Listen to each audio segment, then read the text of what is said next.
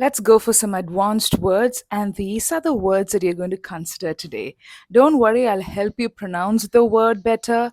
You may have heard of these words, but you can repeat after me. And let me try creating context, maybe short stories for some words, so that you'll be able to recollect, remember, and recycle. The problem is, even when I learn difficult words, I may not be able to recollect and use it appropriately in different contexts. But there is a trick for that, and this will definitely help you. So, let me try creating these kind of situations, contexts to help you remember the words. Look at the screen, you have all the four words. You don't have to be worried because we are going to sort it out together. Let's learn it together. The first word is ubiquitous. Ubiquitous. Just listen to the sounds given to each part of the word. I'm not going to break it as per the rules of syllables, but look at this. It's ubiquitous. Okay? Ubiquitous. If you want, you can break and learn it that way just for the sake of learning it. The next is, what is the meaning of this word? So, first you repeat it after me, ubiquitous. Now, what is the meaning? This means something that is present everywhere, found everywhere, appearing everywhere. I'll give an example, it'll be very easy. You have the smartphone on the screen. So, can you try making a sentence using the word and the meaning? So, in the modern age, smartphones have become ubiquitous.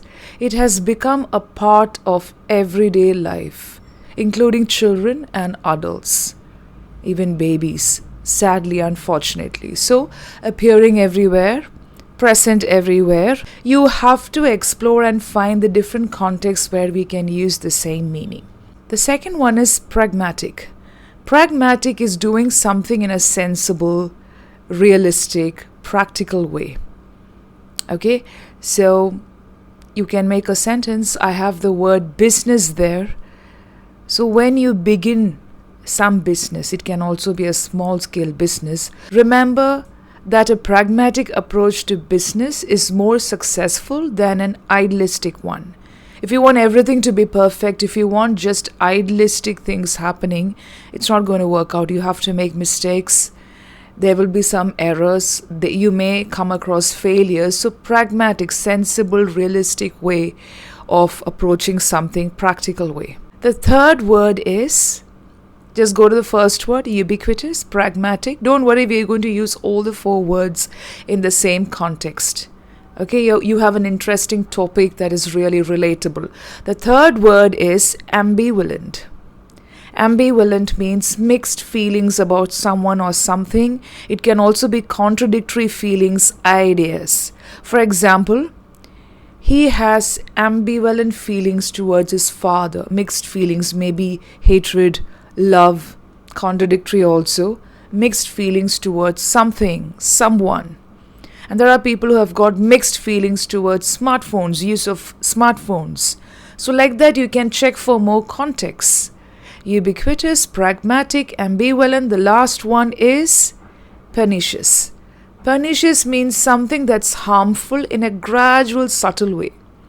It's not that you get the harmful effects immediately. You may not even feel it, you may not even see it, but subtle, gradual way. So let's take an example. This particular book, whatever it is, or the article, is about the pernicious effects of slavery. So we are speaking about the gradual, subtle effects of slavery. So these are the meanings. You have all the four words again. When you know the meaning, when you repeat the words, it's easier. One more thing I do is I write it on paper. If you want, you can pause the video, write these words on a piece of paper, because I'm going to use all the four words in a context.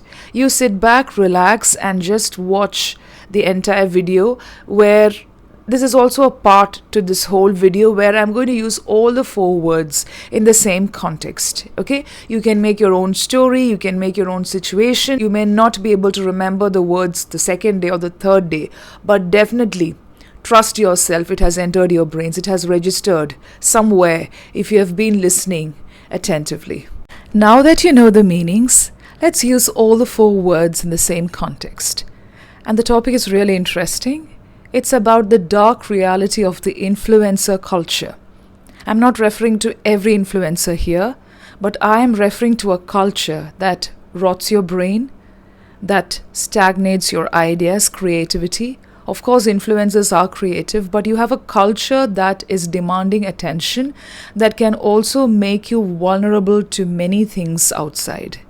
So let's use all the four words. What are the words? Are you able to recollect them? The words are pernicious, ambivalent, pragmatic, ubiquitous. Even if you don't remember every line from here, it is going to help you. The silent shift. Have you ever opened an app or a newspaper or any kind of article during your free time, and you may just wanted to close the app after 5 minutes after your free time, but you end up scrolling? And what happens? You're not watching anybody using rude words.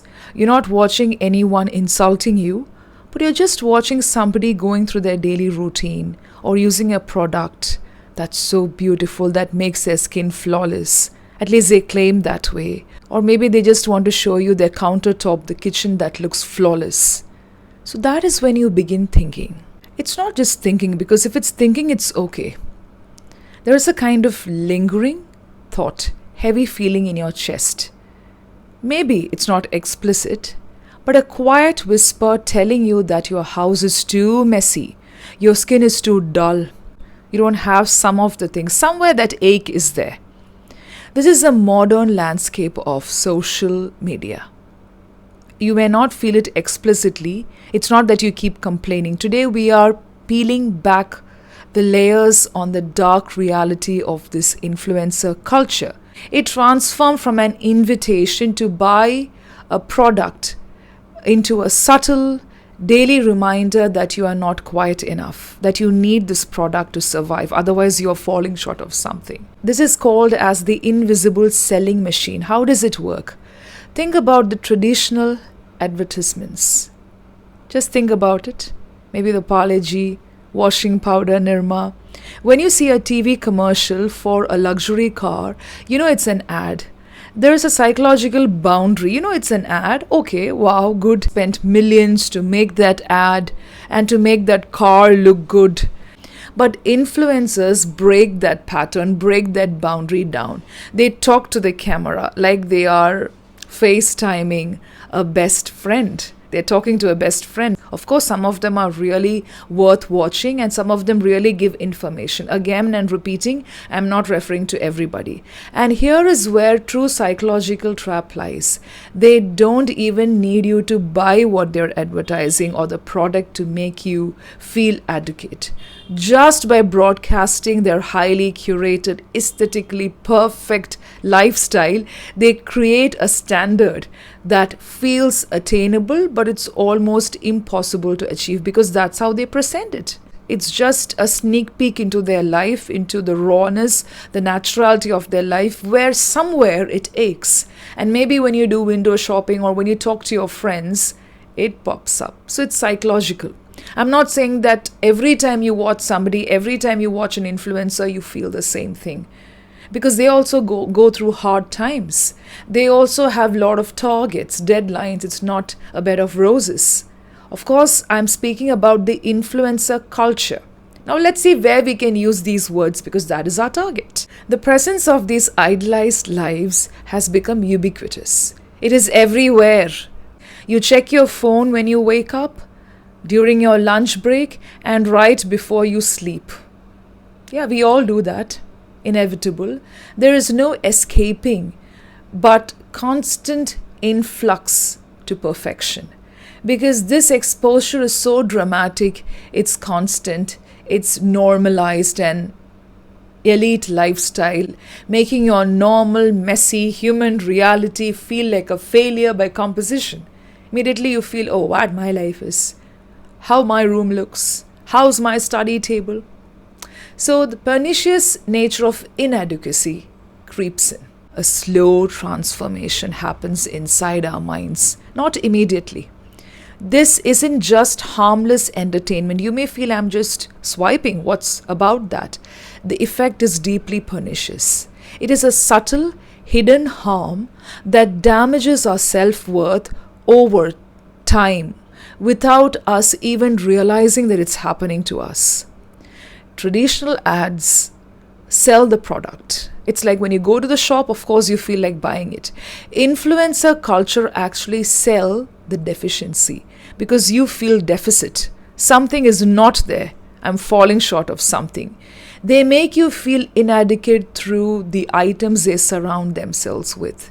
Even before you ever click a retail link, when an influencer casually displays a 12-step morning routine using the products or even the worth of serums, the underlying message isn't that you have to buy these products. I'm speaking about the demanding part of influencer culture, not about awareness and information.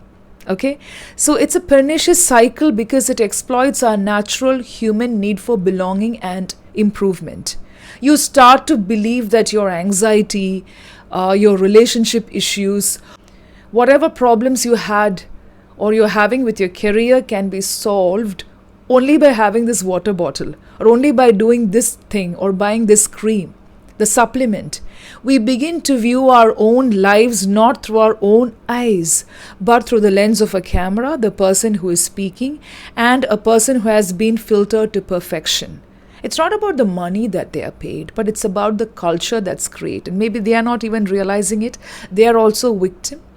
Our ambivalent relationship with the screen. Now that is very important. Why should you blame the influencers? Of course, you can keep away the mobile phones.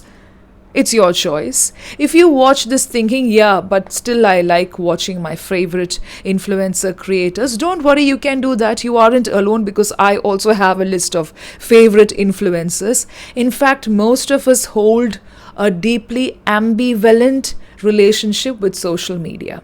I may not look at the beauty products, but I also have a list of bookstagrammers, book influencers. There also you have the influencer culture running there. So you're completely torn between the reality and the imagination or the fabricated part of it.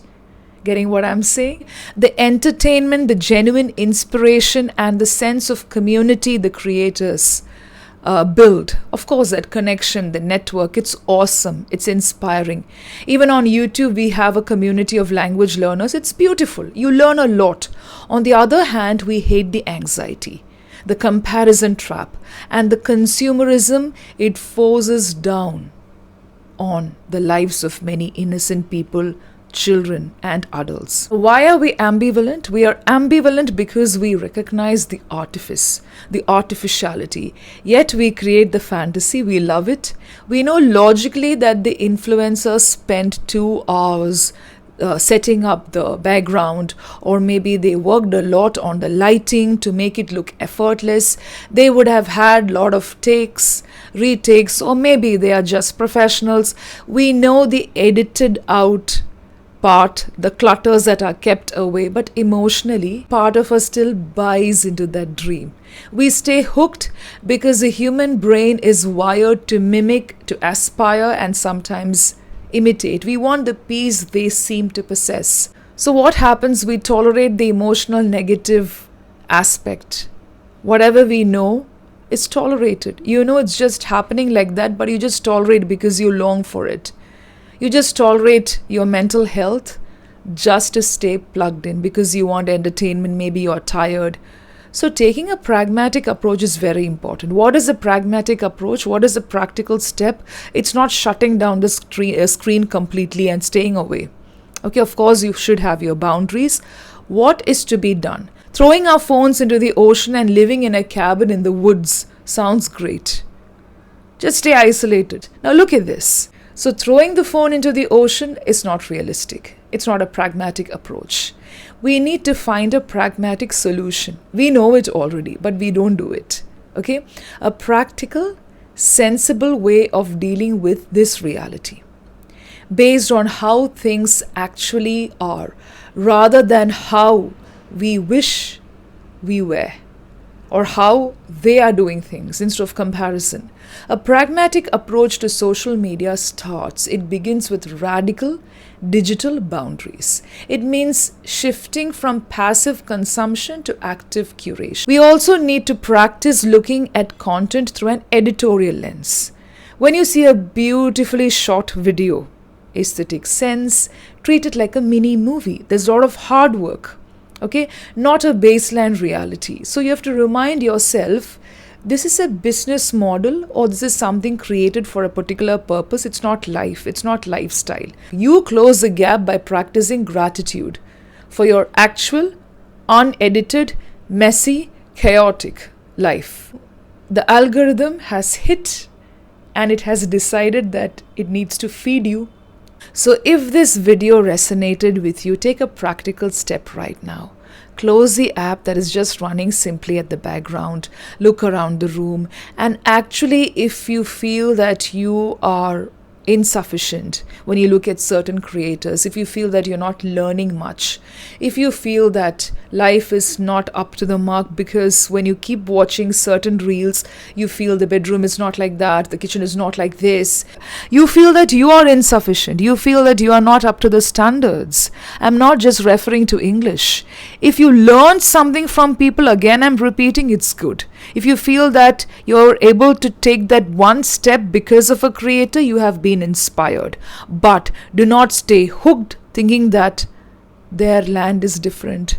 They are privileged. You can compare yourself with somebody for the better, for improvement, for the betterment of your life, your personality. But stop comparing yourself to something which is going to be detrimental. So I've already spoken about it, but this was all about using all the 4 words. How did you like it? I hope I did justice. Happy learning.